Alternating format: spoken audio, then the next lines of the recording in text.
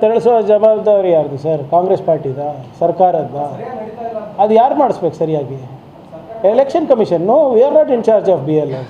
ನಮ್ಮ ಸರ್ಕಾರಿ ಅಧಿಕಾರಿಗಳು ಹೌದು, ಆದರೆ ಒಂದು ನಿಮಿಷ ಕೇಳಿ sir, BLOs are our government employees.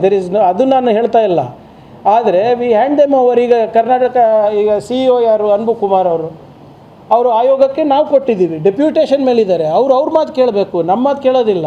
ಆಮೇಲೆ ಮಾನದಂಡದ ಪ್ರಕಾರ BLOಗಳು ಮಾಡಬೇಕು. ಅದು ಮಾನದಂಡ ನಮ್ದಲ್ಲ ಅಲ್ಲ, ಅದು ಅವ್ರದ್ದು.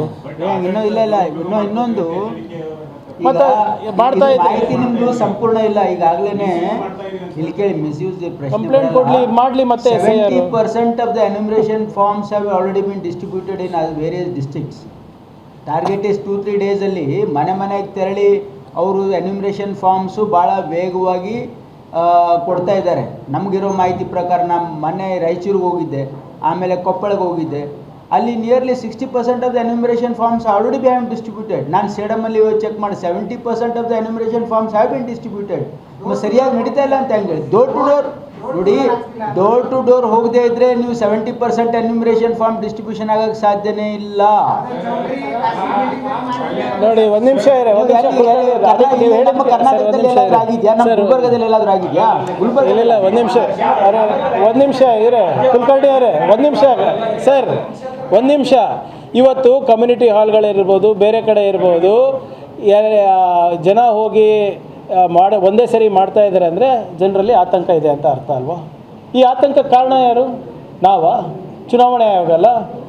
ಭಾಳ ಸ್ಪಷ್ಟವಾಗಿ ಕ್ಯಾಬಿನೆಟ್ನಲ್ಲಿ 12 ಪ್ರಶ್ನೆಗಳನ್ನು ನಾವು ಚೀಫ್ ಎಲೆಕ್ಷನ್ ಕಮಿಷನಿಗೆ ಕೇಳಿದ್ವಿ. ನಾನೇ ಖುದ್ದಾಗಿ ಹೋಗಿ ಡೆಲ್ಲಿಗೆ ಟೈಮ್ ಕೇಳಿದ್ರೆ ಟೈಮ್ ಕೊಟ್ಟಿಲ್ಲ ನಮಗೆ. ಅದು ನೀವು ಏನೇನಿದೆ ಪಾರದರ್ಶಕವಾಗಿ ಮಾಡಿ, ಕರೆಕ್ಟಾಗಿ ಮಾಡಿ. ಯಾವ ನಾಗರಿಕನಿಗೂ ಕೂಡ ಅವರ ಮತದಾನದ ಹಕ್ಕನ್ನು ನೀವು ಕಸ್ಕೊಳ್ಳೋ ಅಧಿಕಾರ ನಿಮಗಿಲ್ಲ ಅಂದ್ಬಿಟ್ಟು ಲಾಜಿಕಲ್ ಡಿಸ್ಕ್ರಪೆನ್ಸಿ ಅಂದ್ರೇನು, ಸಾಫ್ಟ್ವೇರ್ ಯಾವುದು ಯೂಸ್ ಮಾಡ್ತಾ ಇದ್ದೀರಾ, ಹಿಯರಿಂಗ್ ಮಾಡಲಾರ್ದೆ ಕೊಡಬಾರ್ದು, ಟ್ರಿಬ್ಯುನಲ್ ಸೆಟ್ಟಿಂಗ್ ಬಗ್ಗೆ ಇರ್ಬೋದು, ಇದೆಲ್ಲನೂ ಕೂಡ ಅವರಿಗೆ ಸ್ಪಷ್ಟೀಕರಣ ಕೇಳಿದ್ವಿ. ಕೊಟ್ಟಿದ್ವಿ ನನಗೆ ಟೈಮ್ ಕೊಟ್ಟೇ ಇಲ್ಲ. ಇವತ್ತು ವಿಜೇಂದ್ರಗೆ ಹೆಂಗೆ ಟೈಮ್ ಕೊಟ್ಟರು? ವಿಜೇಂದ್ರ ಅವರಿಗೆ ಕಾಂಗ್ರೆಸ್ ನಮ್ಮ ಒಂದು ಸರ್ಕಾರದ ಕ್ಯಾಬಿನೆಟ್ ಡಿಸಿಷನನ್ನು ನಾವು ಅವರಿಗೆ ವೈಯಕ್ತಿಕವಾಗಿ ಅಧಿಕೃತವಾಗಿ ಹೋಗಿ ಕೊಡಬೇಕು ಅಂದರೆ ಎಲೆಕ್ಷನ್ ಕಮಿಷನ್ ನಮಗೆ ಟೈಮ್ ಕೊಡಲ್ಲ.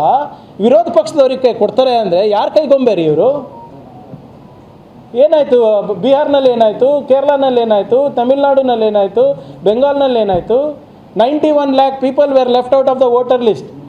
ಅದರಲ್ಲಿ 30 ಲಕ್ಷ ಜನ ಟ್ರಿಬ್ಯುನಲಿಗೆ ಹೋದರು. ಎಷ್ಟು ಜನ ಆದರೂ? 1604 ಜನಕ್ಕೆ ಮಾತ್ರ ಮತದಾನದ ಹಕ್ಕು ಸಿಕ್ತು ಅವರಿಗೆ. ಒಂದು ಟ್ರಿಬ್ಯುನಲ್ನಲ್ಲಿ retired supreme court chief justice ಇದ್ದರು, ಶಿವಜ್ಞಾನಂ ಅಂತ. ಅವರು ರಾಜೀನಾಮೆ ಕೊಟ್ಬಿಟ್ರು. ಇದೆಲ್ಲ ಮಾಡಲಿಕ್ಕಾಗಲ್ಲ ನನಗೆ 15 ದಿನದಲ್ಲಿ, ಇದು ಮಾಡಬೇಕು ಅಂದರೆ ನಮ್ಗೆ 4 ವರ್ಷ ಬೇಕು ಅಂತ.